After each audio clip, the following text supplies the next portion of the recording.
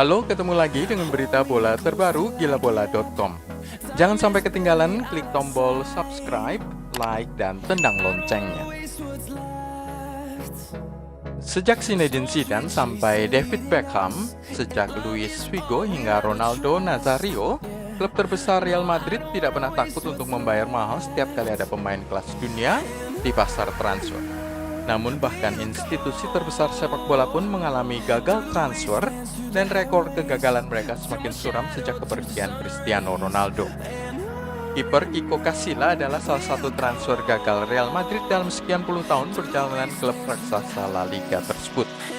Kiko Casilla merupakan jebolan Akademi Muda Real Madrid pada tahun 2004, namun hanya mewakili tim C dan tim B Los Blancos selama 3 tahun sampai 2007, sebelum pindah ke Espanyol. Berkarir di klub di kota Barcelona itu sampai dengan tahun 2015, dia kemudian kembali ke Real Madrid, tetapi gagal menggusur Keylor Navas dari posisi penjaga gawang utama. Kini ia berkarir di Leeds United. Pada tahun 2015, Real Madrid mendatangkan bek asal Brasil Danilo. Biaya transfer yang mereka bayarkan ke FC Porto untuk bek kanan itu sangatlah mengejutkan, 31 juta pound sterling atau setara 622 miliar rupiah. Danilo dipercaya akan menjadi Dani Alves berikutnya.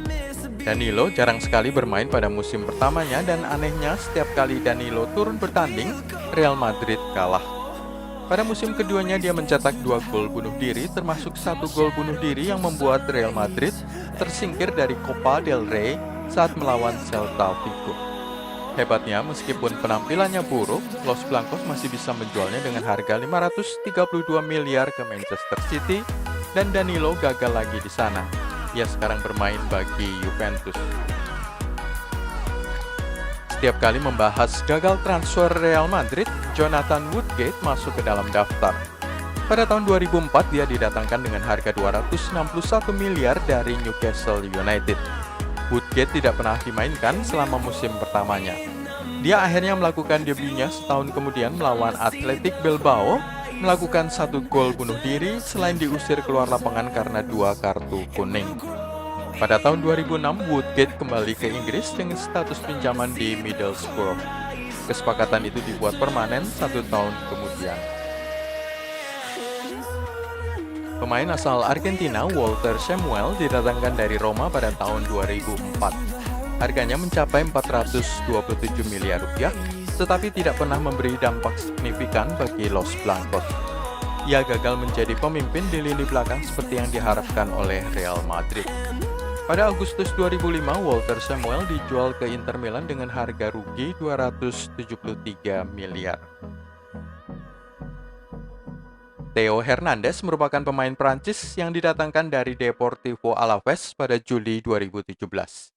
Dia membuat 3 kali penampilan bagi Los Blancos di ajang Liga Champions 2017-2018, namun akhirnya dipinjamkan ke Real Sociedad pada Agustus 2018, hanya beberapa bulan setelah membantu Real Madrid memenangkan Piala Kuping Besar untuk ke-13 kalinya.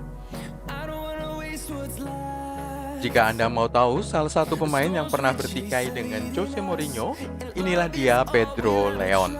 Pemain ini didatangkan pada Juli 2010. Salah satu penghinaan besar yang dilakukan Mourinho terhadap Pedro Leon adalah ketika mengatakan, kalaupun satu pesawat berisi para pemain Real Madrid jatuh dan Leon adalah satu-satunya pemain yang tersisa, dia tetap tidak akan diturunkan mewakili Los Blancos. Kaka merupakan salah satu kegagalan transfer terbesar dalam sejarah Real Madrid. Dia didatangkan pada 2009 dari AC Milan. Datang sebagai pemenang Ballon d'Or pada tahun 2007, operasi lutut pada tahun 2010 menyebabkan pemain Brasil ini tidak pernah kembali ke performa terbaiknya. Gagal membenarkan label harga 1,1 triliun rupiah yang dibayarkan oleh Real Madrid setelah mencetak hanya 29 gol saja, 32 assist dalam 120 pertandingan. Nuri Sahin asal Jerman adalah salah satu kegagalan terbesar Real Madrid. Gelandang ini didatangkan pada tahun 2011 dari Borussia Dortmund dan salah satu alasan kepindahannya menurut Sahin sendiri adalah faktor Jose Mourinho. Tetapi 13 bulan kemudian, Agustus 2013, dia dipinjamkan ke Liverpool selama 1 musim. Usai keluar dari Santiago Bernabeu dan Anfield, Nuri Sahin mengatakan dirinya tidak pernah merasa bahagia di Real Madrid maupun di Liverpool. Dia kemudian kembali ke Dortmund pada tahun 2013.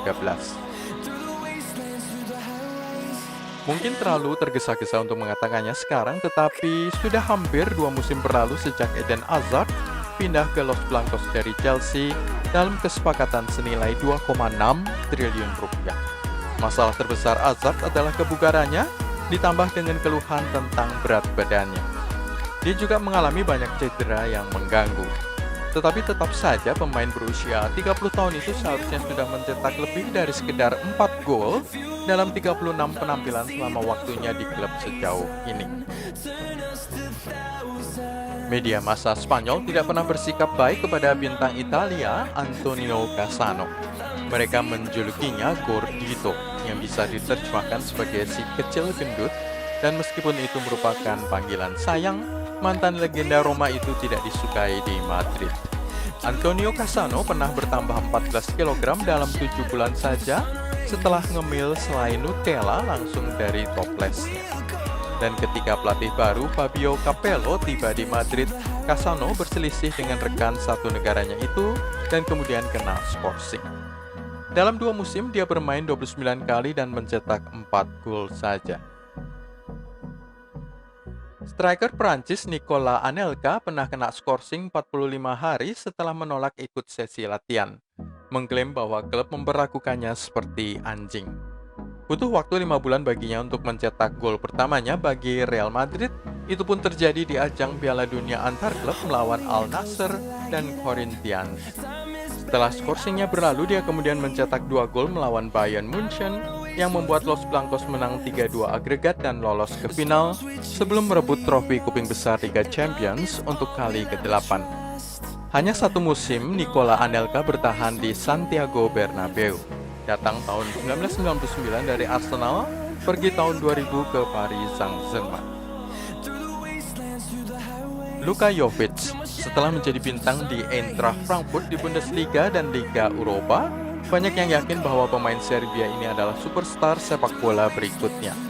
Jovic memiliki kekuatan dan kecepatan, serta ambisi mencetak gol yang membuat Real membayar 1 triliun rupiah lebih untuk jasanya. Tetapi ada yang salah untuk pemain berusia 23 tahun tersebut.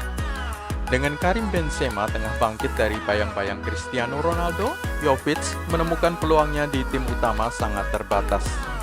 Dan ketika dia bermain, sifat kejam yang dia miliki di depan gawang lawan tampaknya telah pergi, demikian juga kepercayaan dirinya sudah hilang.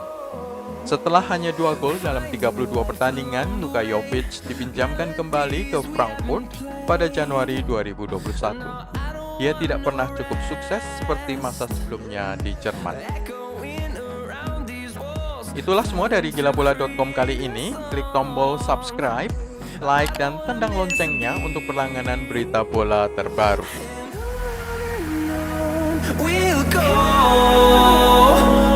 through the wastelands, through the highways, till my shadow turns to sun rays, and on